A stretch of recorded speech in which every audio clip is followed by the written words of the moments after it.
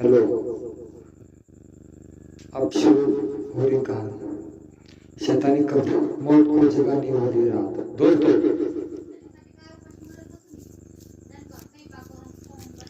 दोस्तों अगर आपको डरावनी और रहस्यमय कहानी पसंद है तो आज की ये कहानी आखिर तक जरूर देखना और सुनना, क्योंकि ये कहानी सिर्फ डरावनी नहीं बल्कि एक ऐसी सच्चाई है जिसे सुनकर आज भी लोग की रूह कांप उठती है। जंगल के बीच छुपा कब्रिस्तान। लगभग 40 साल पहले मध्य रात के एक छोटे से गांव के पीछे एक घना और काला जंगल था। इतना घना कि दिन में भी वहां सूरज की रोशनी मुश्किल से पहुंचती थी। उस जंगल के बीचों बीच एक पुराना कब्रिस्तान, टूटी हुई कब्रें, सूखा पेड़ और एक तरफ अजीब सन्नाटा। गांव वाले उसे शैतान कब्रिस्तान कहते थे। कहा जाता था कि वहां एक ऐसी कब्र है जिसके अंदर इंसान नहीं बल्कि कोई शैतानी ताकत दफन है। रात होते ही वहां से चीखें सुनाई देती थी, कभी ऐसी औरत रोने की आवाज तो कभी किसी बच्चे की हंसी। जो भी इस कब्र के पास गया वो या तो पागल हो गया या फिर हमेशा के लिए गायब हो गया। फिर दोस्तों ने प्लान किया। एक दिन शहर से 5 दोस्त उस गांव में घूमने आए। राहुल, अजय, सोनू, विक्की और नेहा, सभी को एडवेंचर और हॉरर चीजों का बहुत शौक था। राहुल ने अपने मोबाइल पर हॉरर वीडियो बनाकर सोशल मीडिया पर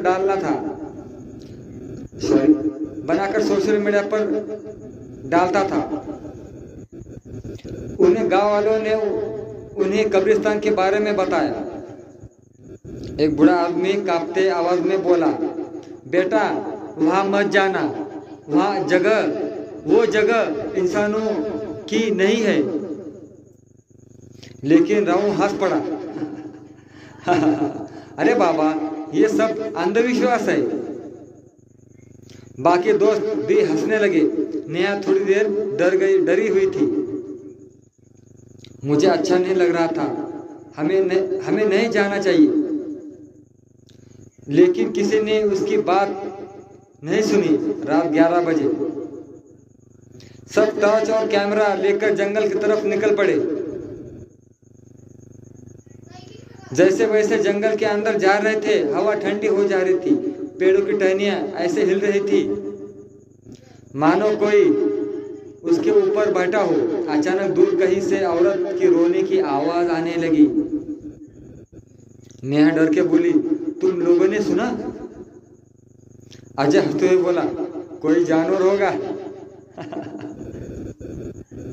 लेकिन तब राहुल को कैमरा अपने आप बंद हो गया। मोबाइल की स्क्रीन पर सिर्फ एक लाइन दिखाई दी, वापस चले जाओ। सब एक पल के लिए डर गए, फिर भी वो आगे बढ़ते रहे। कुछ देर बाद उन्हें वो कब्रिस्तान दिखाई दिया। टूटी हुई कब्रें, हर तरफ धुंध और बीच में एक बहुत बड़ी काली कब्र। उस कब्र पर लाल रंग से लिखा था, मुझे मत जगाना।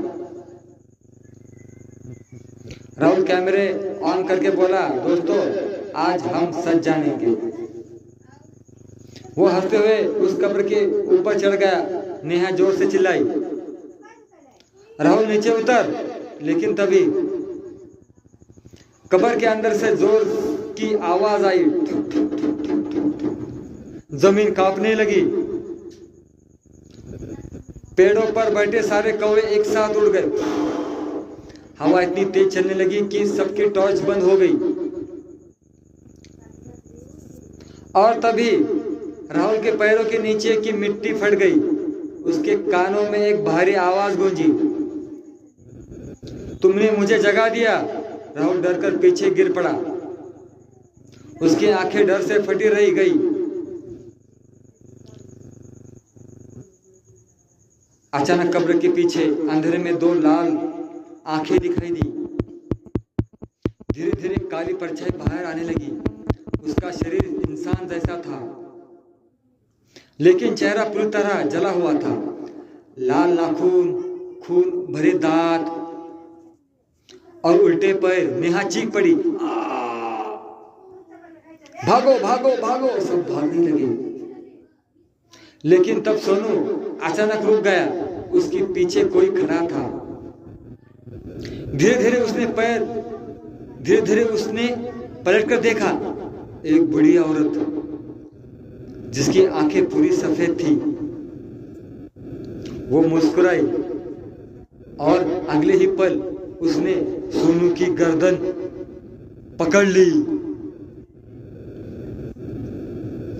तुम सब मरोगे! सोनू की चीख पूरे जंगल में गूंज उठी।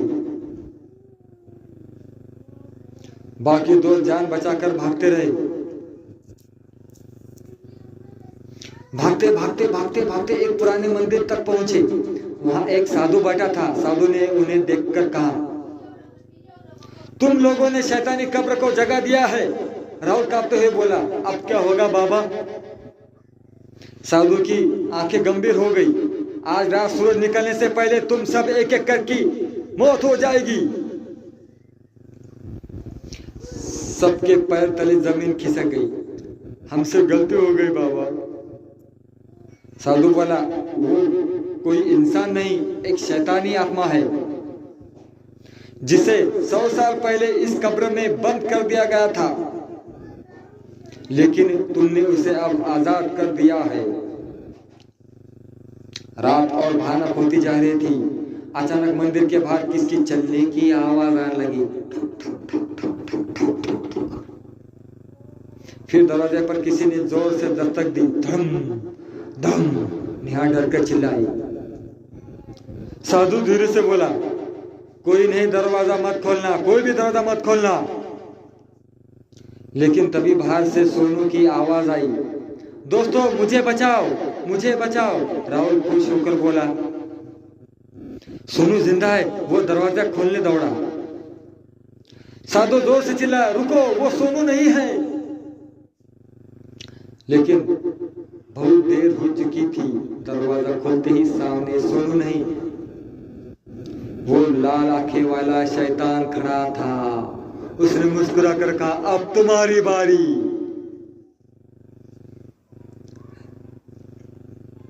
मंदिर के अंदर चीखें गूंजने लगी, मंदिर के बाहर चीखें गूंजने लगी। अजय को किसी अदृश्य ताकत ने हवा में उठा लिया। उसका शरीर दीवार से टकराने लगा। राहुल डर से कांप रहा था। उसे अपनी गलती समझ में आ चुकी थी, ये सब मेरी वजह से हुआ। तभी शैतान उसकी तरफ बढ़ा। जिसने मुझे जगाया, सबसे पहले उसकी मौत होगी। राहुल पीछे हटने लगा, लेकिन अचानक जमीन से काले हाथ निकल आए और उसे नीचे खींचने लगे।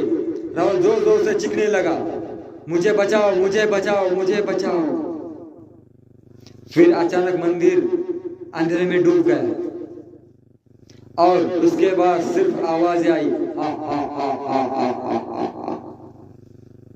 सुबह गांव वाले जब मंदिर पहुंचे तो वहां कोई नहीं था, सिर्फ टूटा हुआ, टूटी फूटी चीजें और कुछ कपड़े खून से लथपथ।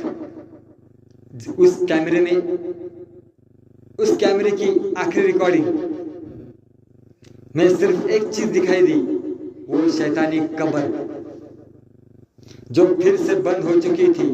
लेकिन इस बार उस कब्र पर 5 नाम लिखे थे, अजय, राहुल, सोनू, विक्की, नेहा, और नीचे खून से लिखा था, जो मुझे जगाएगा वो कभी वापस नहीं आ जाएगा।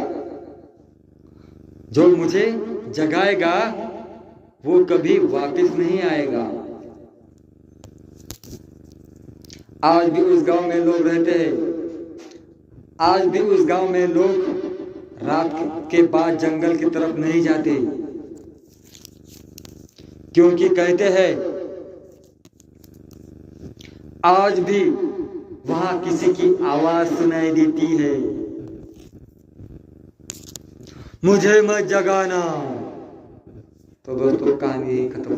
काल्पनिक कथा मित्रों को होता गोटी सर्कस का संबंध नहीं, काल्पनिक कथा तुमच्यासाठी आम्ही बनवली मित्रांनो. ही मनोरंजक कथा आहे, कोणत्याही गोष्टीचा कशाचा काही संबंध नाही मित्रांनो. तुमच्या काल्पनिक कथा आहेत, तुमच्या मनोरंजनासाठी ही कहाणी आपण घडवली मित्रांनो. तर मनोरंजनाच्या स्वरूपात पहा, कोणत्या गोष्टीशी कशाचा काही संबंध नाही मित्रांनो. तुमच्या मनोरंजनासाठी मी हा व्हिडिओ बनवला आहे. तर मित्रांनो, आजचा आमचा व्हिडिओ एवढाच होता आणि एवढाच मी माझा व्हिडिओ समाप्त करतो. तर मित्रांनो, भेटू असेच व्हिडिओ घेऊन. तर विश्वनाथ ढवळे आपलं चॅनल मित्रांनो, तर नक्की सबस्क्राईब करा, लाईक करा, कमेंट करा. बाय बाय मित्रांनो.